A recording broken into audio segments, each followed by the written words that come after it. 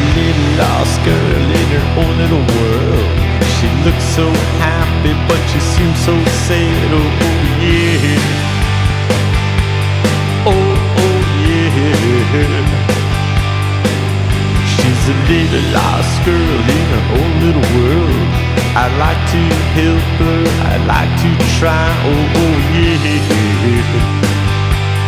Oh, oh yeah.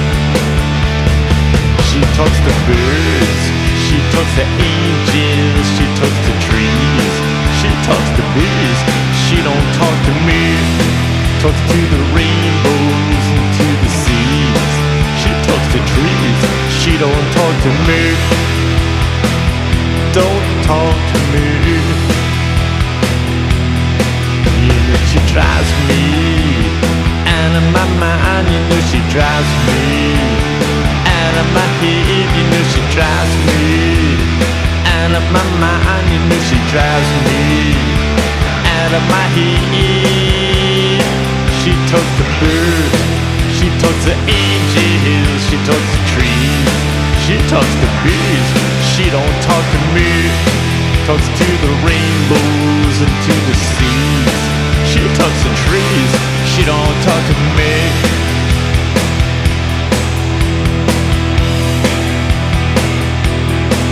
She's a little lost girl in her own little world. She looks so helpless, she looks so sad. Oh.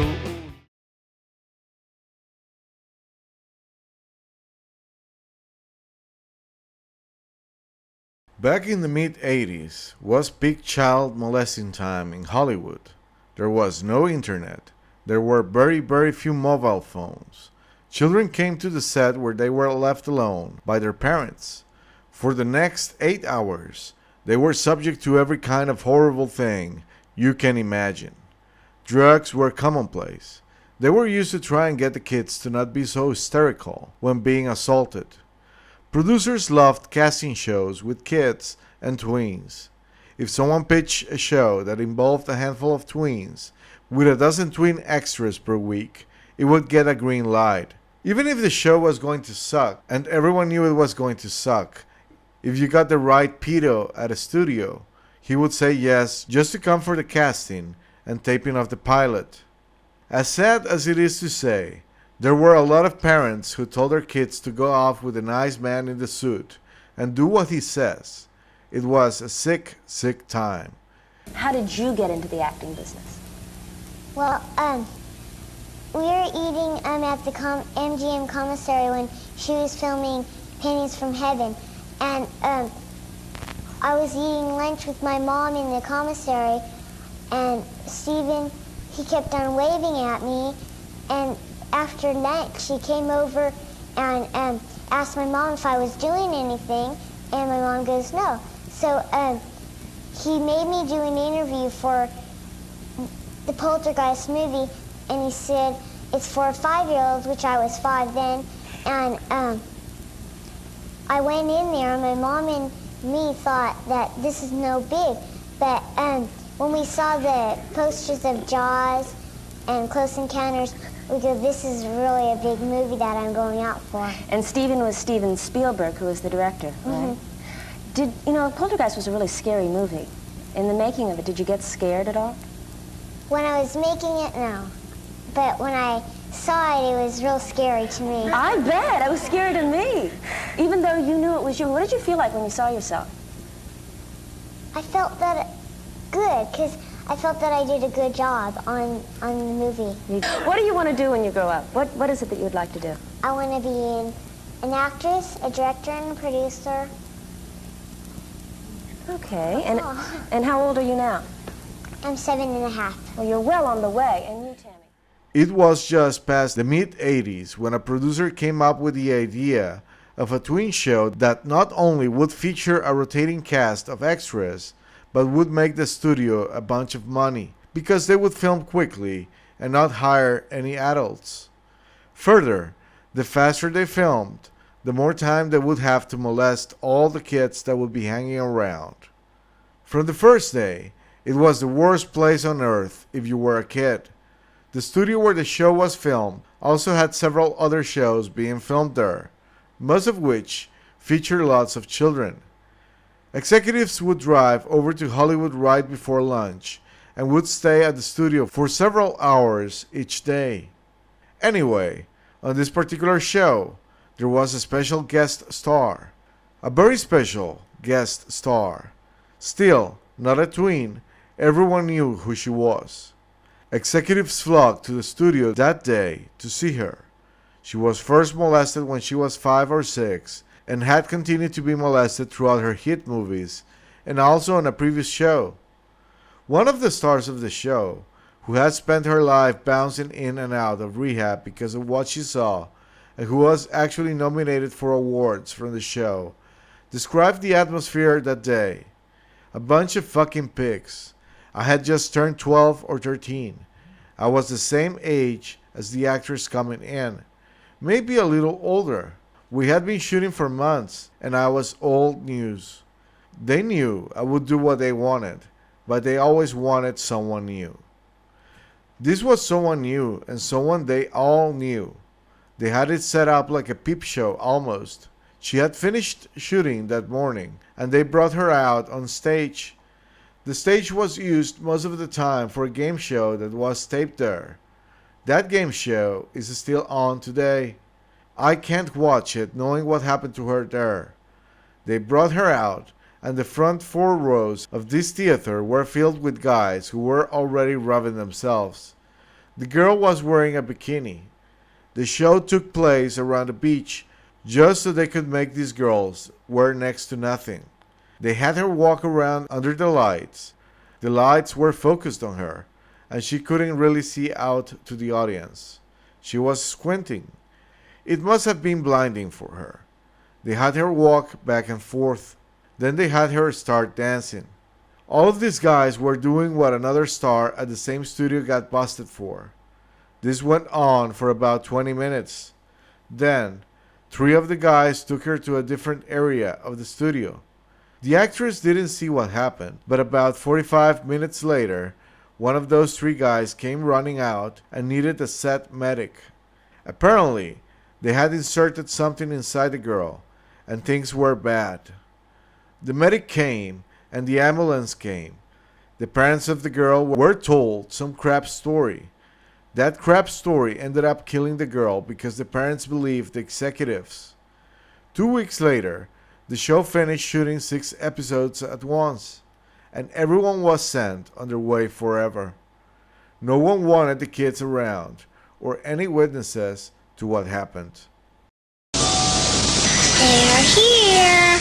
Heather O'Rourke was just 5 years old when director Steven Spielberg cast her as Carol Ann in the movie Poltergeist. She went on to star in Poltergeist 2 and had finished filming Poltergeist 3 when she died Monday at age 12. An official with the San Diego coroner's office said the cause of death was reported to that office to be the result of congenital stenosis or constriction of the intestine after the child went into septic shock. A source described that by saying her intestine burst. O'Rourke's manager, Mike Meyer, would only say that the child was thought to be suffering from the flu Sunday and that at that time her condition did not appear to be serious. She was taken to a San Diego hospital Monday. A coroner's official said she died there during surgery. O'Rourke's family is said to be in shock. Meanwhile, the child's former co-workers from the television show Happy Days, where she had a recurring role, were saddened by the news. She was a professional. She was beautiful. She wanted so badly to be a good actress. She maintained her own identity, and she kept the child alive in her and consequently in those she worked with. O'Rourke's manager called the young actress a wonderful kid. She was a healthy, happy, normal girl. It couldn't have been more surprising to us. It makes no sense. Friends from O'Rourke's grade school outside San Diego say they'll miss her. I also just think of her as a sweet person, not just a movie star, and that she's a friend. The 12-year-old was the second actress from the movie Poltergeist to die unexpectedly. In 1982, Dominique Dunn, who portrayed O'Rourke's older sister, was strangled by a jealous boyfriend. O'Rourke's last movie, Poltergeist 3, is scheduled to be released this summer. Ann McDermott, CNN, Los Angeles. Heather died last February, the result of an undetected intestinal blockage. Her mother, Kathleen O'Rourke Peel, is not satisfied with Heather's medical treatment. She has filed a wrongful death suit. She joins us now with her attorney, Sanford Gage. Welcome, both of you. Thank you. One of the things that strikes me right off is that while there were some flu symptoms and some swelling, everything was treated fairly carefully, and all of a sudden, on February the 1st, what happened? On February 1st, she had been sick for a year. And on Super Bowl Sunday, we were watching the football game, and she started to throw up.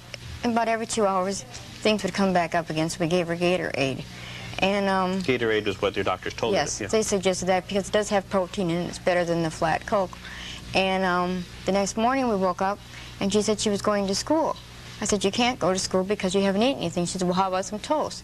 So I made her some toast, and I sat down by her on the couch, and she said she couldn't swallow. Well, at that point, I noticed her fingers were blue, and her toes were blue, and she was starting to breathe real heavy. And I immediately went to the phone and just called the local clinic nearby, and they said, bring her right in, and within a matter of 20, 30 seconds, she went to get dressed, and she fell on the floor. And she was conscious and things, but I think maybe because her heart was beating, her fingers turned blue. Maybe she wasn't getting enough oxygen. I'm not too sure. And we called the paramedics. And when they arrived, she was arguing with them. She said she was fine. She didn't need oxygen. They said, well, yes, you do. And they took her outside, and she threw up again and said she was sorry and suffered a cardiac arrest in the ambulance. And she was gone. That's such a sudden thing, and for any parent, it's very scary. Mm-hmm. You've been through the whole thing. You're suing because you are not satisfied that what happened, that maybe it might not have happened. Right. A year before this, she'd had a parasite, and she was in Kaiser Hospital for several tests, and before they even admitted her, they said she just had the flu, but she was sick for a month. And then they found she had a parasite, and at that point after that, she'd gone back in, and they said she had Crohn's. And so we just accepted it. And then she was on cortisone. Crohn's was how they diagnosed Yes, you? it was. And she was on cortisone all this time, and you'll see in Poltergeist 3 her kind of heavy chipmunk cheeks, which she didn't like how that looked, you know. It swelled her up a little bit. Oh, yeah. Now, you have your lawyer with you, Yes. Sandy Gage. Your position is that there was a bad diagnosis and the problem could have been... Yes, it could have been avoided. The diagnosis was really one of an inflammation of the bowel, when in fact what she had was a blockage of the intestine. And on the day that she died, apparently these flu-like symptoms made a total blockage take place in the intestine. That starts backing up. You get septicemia, shock, and the death occurred rather rapidly thereafter. On that day, they tried some measures to bring her back, and they did a surgery which demonstrated that there had been an erroneous diagnosis, that it was a blocked intestine, and it's pretty clear that that surgery could have been done and should have been done almost a year sooner, and if that had occurred, that simple procedure would have saved her life.